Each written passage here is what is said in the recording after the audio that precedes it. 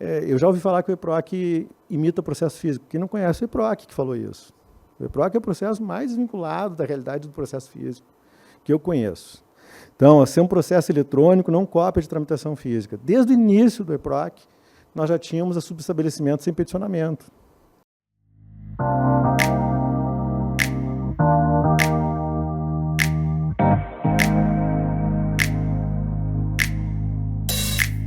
Bom dia a todos. Me convidaram aqui para ser o moderador da palestra do Picarelli. Na realidade, só queria fazer contar uma breve história, assim, rapidinho, para depois passar a palavra para a nossa estrela do momento. Quando eu fui convidado pela gestão anterior a ajudar no EPROC, depois me tornei o coordenador do EPROC no TRF6, eu pensei assim, aonde é que eu estou me metendo, né? Que coisa complicada essa história de fazer a governança dentro de um tribunal do sistema judicial, né? Mas aí meu trabalho ficou muito mais fácil, depois que eu conheci a dupla dinâmica do EPROC, né? O Picarelli e o Marlon, né? E aí é só seguir os exemplos, eu sigo os exemplos do Picarelli e do Marlon diariamente, e meu trabalho ficou muito mais simples, né? Não quer dizer que é simples, né? Nosso trabalho, eu acho que como coordenadores e cuidando de governança, é muito menos o sistema, né? Para o sistema até a IA consegue resolver, mas a IA ainda não resolve lidar com pessoas. E nosso trabalho é basicamente esse, né, Picarelli? A gente fica ali fazendo um malabarismo entre diversas demandas, entre diversas vontades e entre diversas fontes de poderes, etc. E a gente tem que tomar cuidado, balancear tudo, porque a prioridade de um não necessariamente é a prioridade de outro, mas não quer dizer que não é tão importante. E agora, com o crescimento da família EPROC, né, subiu de nível essa governança. Quando eu comecei lá dentro do TRF6, e com certeza o Picarelli, muitos anos antes de mim, começou dentro do TRF4 esse trabalho de governança, a gente fazia um trabalho de governança interno, né? Apesar de ter que ter toda a questão, todo o jogo de cintura, era mais simples, porque a gente tem ali, talvez, a questão da hierarquia, presidência, corregedoria, etc. E agora a governança do sistema EPROC, ela subiu de patamar, assim, nunca visto. Que agora é uma governança entre grandes tribunais, né? Uma família que está cada vez maior, envolvendo os maiores tribunais do Brasil, e esse papel dessa governança recai novamente na nossa dupla dinâmica, aí, né? No Picarelli, no Marlon, como líderes dessa governança, tem todo o órgão colegiado, mas, sem dúvida, o TRF4 é o grande líder aí dessa família.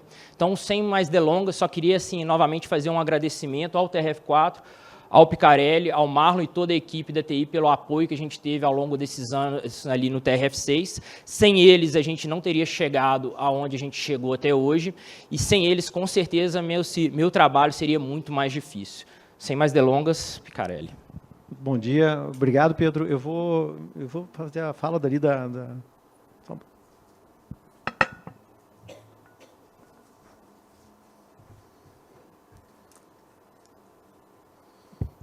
Muito bom dia, então, a todas e todos. Gostaria de agradecer aí ao presidente Valisney pelo convite para estar apresentando aqui hoje esse case do EPROC. Também agradecer ao Piccoli pelo Judiciário Exponencial, que vem realizando esses eventos tão importantes aí em termos de tecnologia, inovação e tudo mais.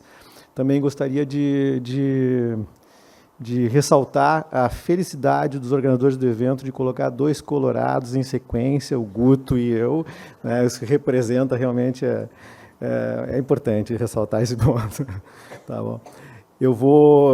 A ideia hoje seria falar um pouquinho sobre o case da governança do EPROC, e eu fiquei pensando assim, não, para falar sobre governança do EPROC eu tenho que contextualizar um pouquinho, para quem não conhece o EPROC, o que foi a trajetória do EPROC, né? O EPROC, então, é um sistema que tem aí seus 15 anos de implantação.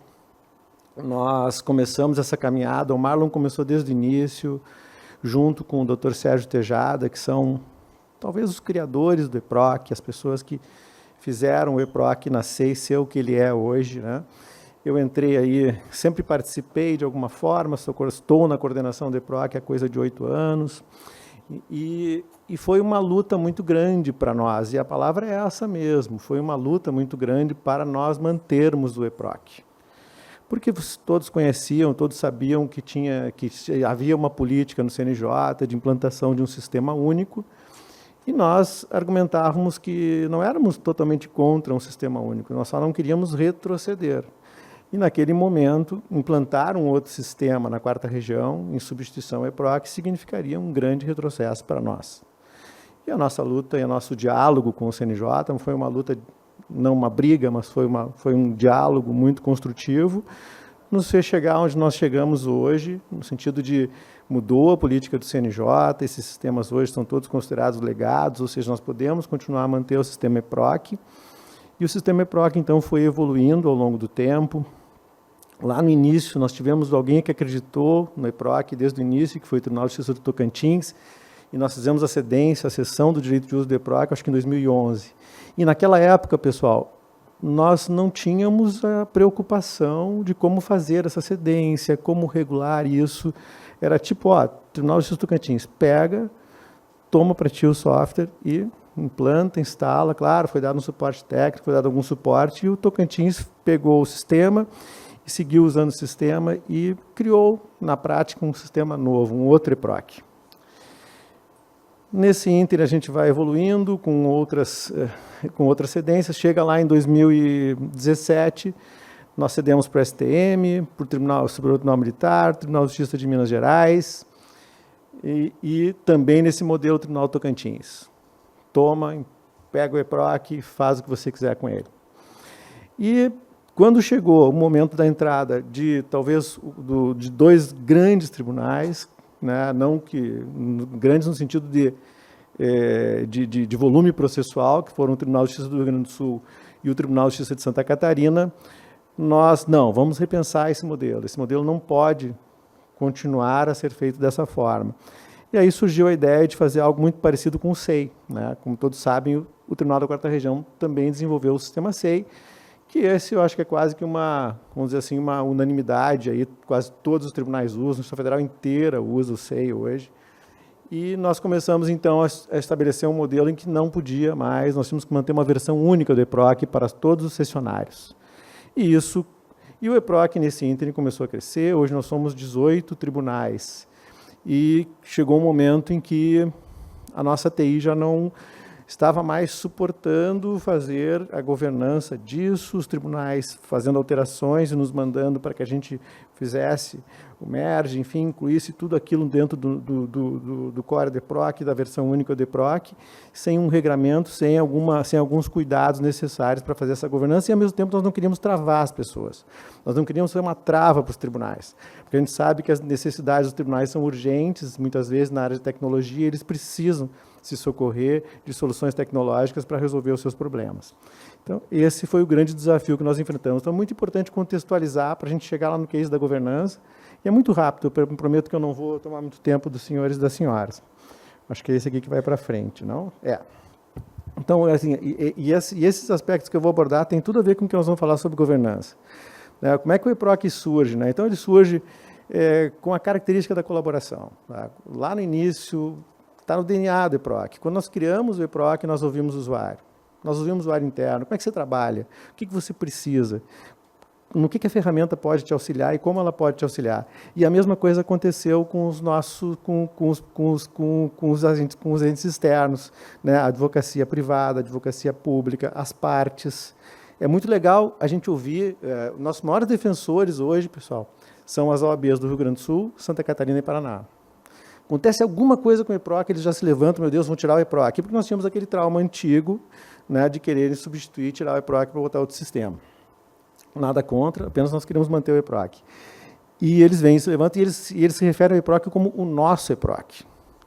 Essa é uma sensação de pertencimento muito legal. É um ente externo que fala isso. E isso tem a ver com todo esse nascimento do EPROC em cima dessa coisa da colaboração, da participação. E aqui um outro grande diferencial do EPROC. Esse é um diferencial que nós alertamos todos os tribunais que aderem a ele. O EPROC não tem fluxos pré-estabelecidos de sistema. A arquitetura dele é aberta. Quem faz o fluxo e quem pode fazer, quem tem ferramentas para desenvolver o fluxo são as próprias unidades. E com um elevado nível hoje de automação. Automação hoje com o uso de dados estruturados, com metadados estruturados, que vão, no nosso futuro, atuar junto com a inteligência artificial generativa, e nós vamos impulsionar ainda mais, melhorar ainda mais esses modelos de automação. Então, isso é um diferencial importantíssimo no EPROC. Quando eu participo de reuniões, às vezes, para tratar de evoluções ou coisas gerais para todos os sistemas, a gente sempre bate nisso aí. Não, mas eu tenho que desenvolver meu fluxo lá com a minha TI. Não, aqui eu posso desenvolver meu fluxo dentro da unidade. E posso fazer isso com facilidade. Então, uma unidade pode chegar, por exemplo, lá e programar que um pedido de restituição de bens apreendidos no crime, o primeiro passo, eu vou estabelecer uma automação lá que vai intimar imediatamente o Ministério Público e ninguém vai botar a mão no processo. E não foi a TI que fez isso. Então, basicamente é isso. A própria entidade, a própria unidade consegue fazer suas programações, tá? Sem usar código, obviamente, no EPROC, e consegue fazer com que o processo tenha um nível de automação bem elevado. E isso tudo, todo esse conjunto, está representado no nível de aprovação. Nós temos um nível de aprovação altíssimo, é um censo do CNJ, 98% de aprovação, 99,8% de aprovação na Justiça Federal, 95,3% no geral. Então, isso não é pouca coisa, eu acho que mostra que realmente não é uma fala nossa. Isso é o usuário externo falando, é o usuário interno reportando a aceitação do sistema. Nós tivemos agora, recentemente, hoje nós somos uma família, nós brincamos, chamamos de família, é um grande grupo que colabora muito, são 18 tribunais. Esses 18 tribunais são tribunais os mais diversos possíveis, Nós só não temos tribunais trabalhistas aqui, mas nós temos 3 tribunais federais, nós temos 11 tribunais de justiça, o número estava ali atrás, Nós temos tribunais militares. Enfim, nós temos um universo de tribunais que mostram a grande versatilidade do sistema para ser adaptado e tudo mais. E esses 18 tribunais, pessoal, são 18, nós temos 90, Quando esses 18 tribunais estiverem todos implantados, o EPROC vai receber cerca de 65% dos casos novos da justiça brasileira. Vejam, tem aí o Tribunal de Justiça de São Paulo, o maior tribunal do mundo, o Tribunal de Justiça do Rio de Janeiro, o segundo maior tribunal do país, rivalizando com o Tribunal de Minas, segundo e terceiro, Tribunal de Justiça do Rio Grande do Sul, quarto maior tribunal do país, depois vem o Tribunal do Paraná, o Tribunal da Bahia entrou agora, e o Tribunal de Santa Catarina já está bem implementado. Então, o sistema está muito grande, tem muitos usuários, e tem muita demanda por melhorias do sistema. E o sistema, ao mesmo tempo, ele tem inúmeros recursos que esses novos usuários que estão entrando não conhecem ainda a pleno. Então, a governança tem todo esse papel de tentar mediar e admitir todos esses novos tribunais que estão entrando no EPROC. Então, como eu disse, o EPROC é um sistema colaborativo na origem e na governança. Isso é uma característica, eu vou repetir várias vezes a palavra colaborativo, mas ela é da nossa essência. Conta com uma rede de cooperação entre os tribunais cooperam entre si, inclusive no desenvolvimento do sistema. Compartilha soluções e respeita a autonomia institucional de cada tribunal, isso é dogma para nós. Nós respeitamos totalmente a autonomia institucional do tribunal. São todos tribunais, nós não temos um órgão superior a esses tribunais que tem esse poder, O CNJ tem e deve ter esse poder, só que entre nós não tem então nós temos que ter uma gestão realmente horizontal entre todos os tribunais. E ele evolui, então, sem centralização, com diversidade e autonomia. E entrando na governança nacional. Daí vem o Marlon lá, me coloca, doutor, nós temos que fazer um modelo de governança, porque está muito difícil. Para cresceu muito, e nós temos que organizar, comunicar essa organização para todos os tribunais, e isso funcionou bem, está funcionando bem. Nós estamos funcionando já esse ano com esse modelo de governança a pleno. Então, nós editamos uma resolução, TRF4, a resolução 487 de 2024, que foi adotada como modelo para os outros tribunais. Ela define os fluxos para as propostas de alteração do sistema. As demandas devem respeitar as diretrizes do CNJ, a resolução 335 de 2024, que trata da PTPJ, não permite mudanças no código-fonte que não tenham sido aprovadas na reunião de planejamento negocial. Isso é extremamente importante, porque a gente quer manter a integridade do sistema, e depois eu vou tocar nesse assunto na sequência. As pessoas aderiram ao EPROC porque o EPROC era daquele jeito, funcionava daquela forma, tinha aquela cultura, tinha aqueles requisitos. Foi aquilo que fez com que elas buscassem a adesão àquele sistema. E a medida, então, visa facilitar a gestão do código-fonte do EPROC e evitar eventuais impactos que modificações possam gerar no sistema. Esse é um trabalho dificílimo, é um trabalho muito difícil para a TI. Estimula que todos os tribunais mantenham as versões sempre atualizadas. E isso é fundamental também para os tribunais, porque nós implementamos coisas da PDPJ na última versão, se o tribunal não tem, ele não vai usar o DGEM, por exemplo. Ele não vai poder usar o domicílio judicial eletrônico, se ele não tiver na versão atualizada do EPROC. Transparência e controle de todos sobre as alterações que estão sendo realizadas no Core do EPROC, isso é fundamental. Minha grande preocupação era lá, a gente faz uma TA do benefício por incapacidade. Será que o Pedro sabe disso? Que a gente automatizou todo o fluxo do benefício por incapacidade? Será que ele implementou lá? Então, nós tínhamos que ter essa necessidade de divulgar para todos os tribunais as implementações que nós íamos desenvolvendo. Então, o escopo da governança nacional é promover melhorias no núcleo, no core do código do EPROC, que é comum a todos os tribunais, manter, então, a versão única. 3 representantes para o tribunal, então tem um coordenador, o Pedro aqui é o coordenador do EPROC, nós temos um gestor negocial, um gestor técnico. Isso foi fundamental para mim, Pedro, ter o gestor negocial, o gestor técnico. Eu trabalhava, eu também não sou só coordenador do EPROC, eu também sou juiz auxiliar da corregedoria, eu exerço uma série de funções e a gente precisa ter esse apoio mais robusto das pessoas. Calendário com 6 versões do EPROC por ano, reuniões de planejamento negocial, são 6 ciclos por ano, com 2 reuniões cada uma reunião prévia remota, em que é analisado todos os itens da pauta, para a preparação para a reunião presencial, que é principal. A nossa próxima reunião é no TJ do Rio, agora em junho, né? 16 de junho. Local de deliberação, então, no chat, no remoto e no presencial. O escopo, né? Promover melhorias no núcleo do código do EPROC, que é comum a todos os tribunais, nova funcionalidade ou aperfeiçoamento de funcionalidade existente, debatidas e analisadas pelo grupo. Não é escopo, alteração de módulos e bugs. O EPROC tem uma série, tem todas as tomadas para módulos, os tribunais resolvem muito bem com módulos também.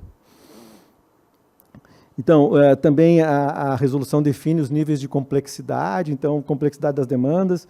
Uma demanda mais simples, ela já é pré-aprovada, se desenvolve. Tem lá os requisitos, eu não vou me estender aqui agora, nós temos um intervalo próximo.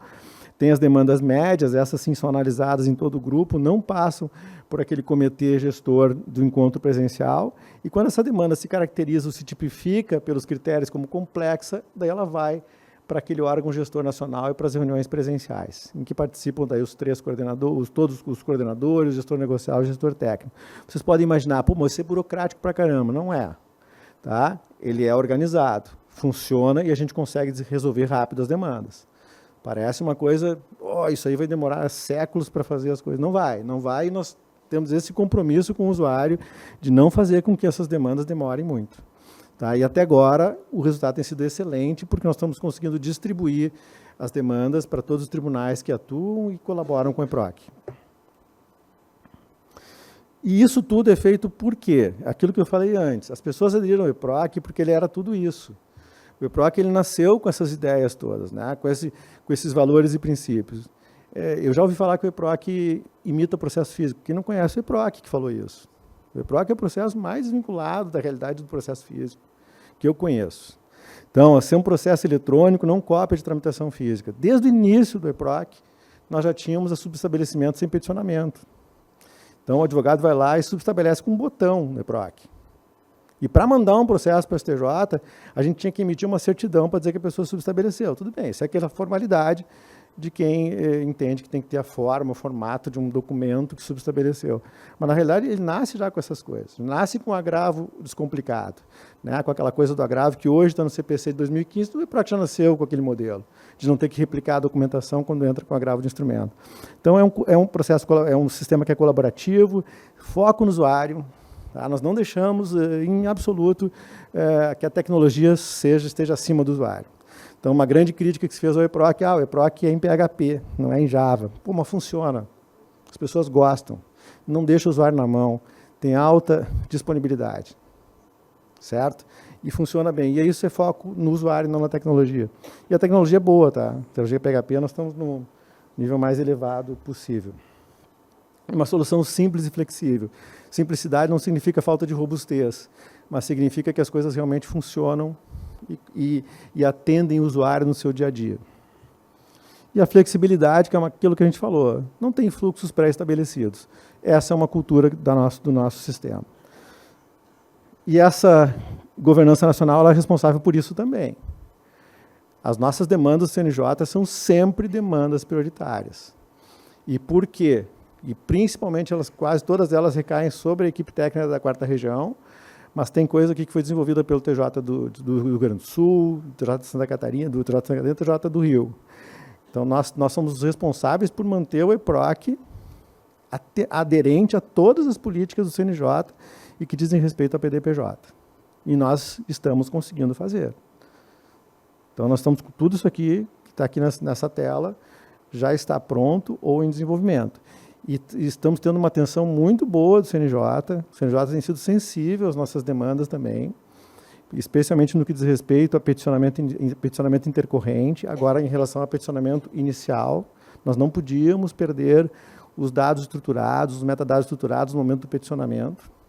Fomos atendidos na nossa demanda e ainda bem que conseguimos. Nós íamos ter que descontinuar muita coisa se não fôssemos atendidos nisso. Somos gratos ao CNJ e à sensibilidade do CNJ, porque o portal de serviço é uma política importantíssima, mas ela não pode causar retrocesso também. Então, foi um ponto de equilíbrio muito importante esse diálogo com o Conselho Nacional de Justiça em nos permitir um desenvolvimento de peticionamento intercorrente que não causasse retrocessos.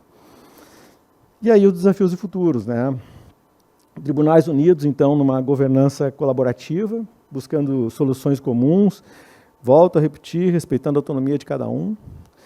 Visão compartilhada, né? Soluções construídas em conjunto, valorizando a diversidade de experiência de cada um desses tribunais, fundamentada em dados, na nossa evolução contínua, né? Fundamentada em dados estruturados, na aplicação ética da inteligência artificial, sobretudo orientada para a humanização da justiça e a melhoria da experiência de quem busca o judiciário. E a gente acha que essa governança colaborativa é o caminho. É ela que vai permitir que a gente consiga atender de forma ágil e eficaz todos os tribunais sessionários do EPROC na sua jornada contínua de transformação digital. E o EPROC nunca fica parado, a gente está sempre procurando fazer com que o sistema atenda às novas demandas dos tribunais e da sociedade. Então, com arquitetura aberta, modelo colaborativo e foco em um processo realmente digital, e não mera reprodução do físico, o EPROC mantém sua essência por meio de uma governança dialogada com os usuários e assegura sua ampla aprovação. Eu acho que, com esse caminho, a gente vai conseguir manter unida a família EPROC e vai conseguir permanecer mantendo o DNA do EPROC, mantendo a origem do EPROC, mantendo a filosofia do EPROC, que fez dele esse sistema com grande aceitação entre os seus usuários internos e externos. É isso, o futuro do EPROC então, está na combinação entre tecnologia, cooperação e propósito. O nosso foco são sempre as pessoas. Quando nós desenvolvemos o sistema, nós estamos focando nas pessoas, nos nossos usuários internos, nos nossos usuários externos, senão a tecnologia não tem razão de ser. Espero ter, não extrapolei meu tempo, ainda sobrou um tempinho para a gente ir para o café mais cedo. Obrigado, viu?